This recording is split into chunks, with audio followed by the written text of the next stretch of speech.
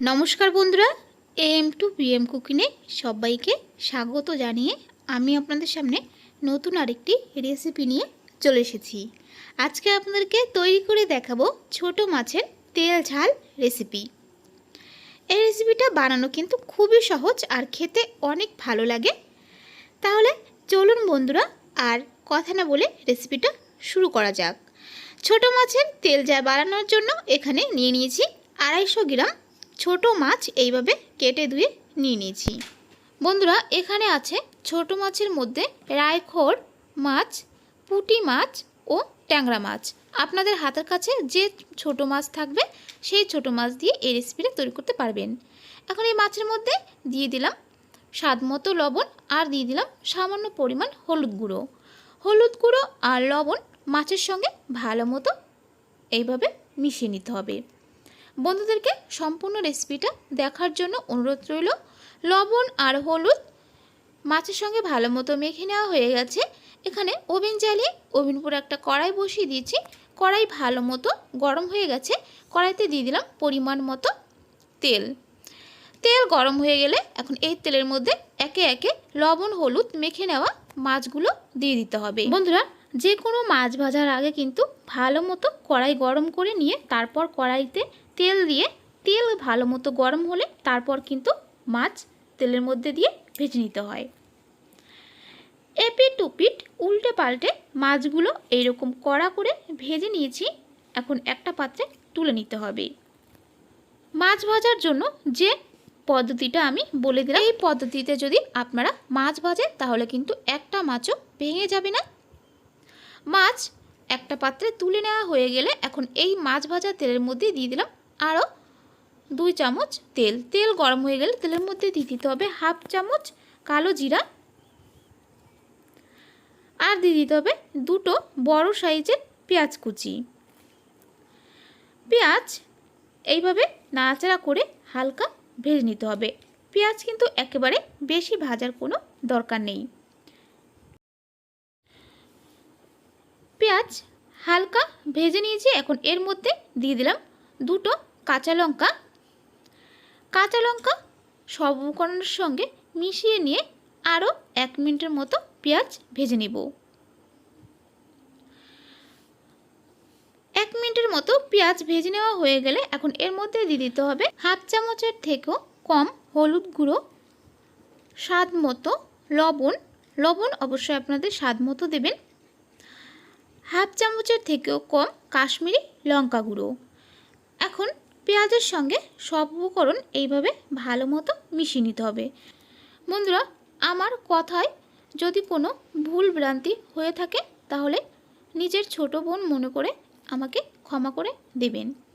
লবণ, হলুদ আর কাশ্মীরি লঙ্কা গুঁড়ো সব উপকরণের সঙ্গে মিশিয়ে নেওয়া হয়ে গেলে এখানে নিয়ে নিয়েছি 1 চামচ পোস্ত, 1 চামচ সর্ষে আর নিয়ে নিয়েছি 4টা কাঁচা লঙ্কা। সব উপকরণ ভালো মতো বেটে নিয়েছি। এখন এই বেটে নেওয়া উপকরণের মধ্যে দিয়ে দিলাম 2 চামচ সর্ষের তেল। তেল এইভাবে একটা চামচের সাহায্যে সব উপকরণের সঙ্গে ভালো মতো মিশিয়ে নিতে হবে। তেল সব উপকরণের সঙ্গে মিশিয়ে নেওয়া হয়ে গেলে এখন এর মধ্যে দিয়ে দিতে হবে। এই সময় কিন্তু অবশ্যই গ্যাসের ওভেন মিডিয়ামে রেখে দিতে হবে। সর্ষে, পোস্ত ও কাঁচা লঙ্কা বাটা দেওয়ার পরে আর বেশিক্ষণ কিন্তু রান্না করতে হবে না, শুধু সব উপকরণের সঙ্গে মিশিয়ে নিলেই হবে।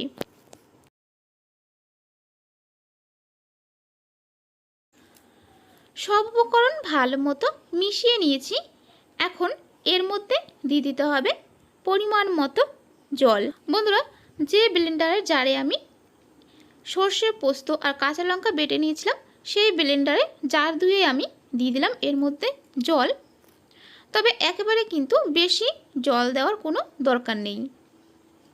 গ্যাসের ওভেন হাই ফ্লেমে রেখে জল ভালো মতো ফুটিয়ে নিয়েছি।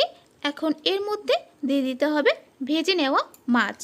বন্ধুরা, আমার চ্যানেলে নতুন হয়ে থাকলে অবশ্যই আমার চ্যানেলটিকে সাবস্ক্রাইব করে পাশে থাকা বেল আইকনটা প্রেস করে নোটিফিকেশনটা অন করে রাখবেন, তাহলে আমি নতুন কোনো রেসিপি আপলোড করলে আপনারা সবার আগে দেখতে পারবেন। এখন আর কিন্তু গ্যাসের ওভেন লো ফ্লেমে করব না, গ্যাসের ওভেন হাই ফ্লেমে রেখেই ঢাকা দিয়ে রেখে দেব 3 থেকে 4 মিনিটের মতো। 3 থেকে 4 মিনিট হয়ে গেলে ঢাকনা তুলে আরও 2 মিনিটের মতো সব উপকরণ জাল করে নিতে হবে। 2 মিনিটের মতো সব উপকরণ জাল করে নিয়েছি। এই দেখুন বন্ধুরা, এরকম শুকিয়ে এসে রেসিপিটা হয়ে গেছে। এখন গ্যাসের ওভেন নিভিয়ে দিতে হবে। বন্ধুরা, গরম গরম ভাতের সঙ্গে যদি এইরকম ছোট মাছের তেল ঝাল রেসিপিটা থাকে তাহলে কিন্তু আর কিছুই লাগবে না। ছোট মাছের এই রেসিপি যদি আপনারা না খেয়ে থাকেন তাহলে বাড়িতে অবশ্যই একবার হলেও এইরকম ছোট মাছের রেসিপি রান্না করে খেয়ে দেখতে পারেন। এই রেসিপিটা বানাতে কিন্তু বেশি সময়ও লাগে না, আর খেতে কিন্তু দুর্দান্ত লাগে। রেসিপিটা কেমন লাগলো অবশ্যই আমার চ্যানেলে কমেন্ট করে বলবেন, আর লাইক শেয়ার করতে একদম ভুলবেন না। বন্ধুদেরকে সম্পূর্ণ রেসিপিটা দেখার জন্য অনেক অনেক ধন্যবাদ। আজ তাহলে এই পর্যন্তই, আবারও কোনো নতুন রেসিপি নিয়ে আপনাদের সামনে চলে আসব। আপনারা ভালো থাকবেন, সুস্থ থাকবেন।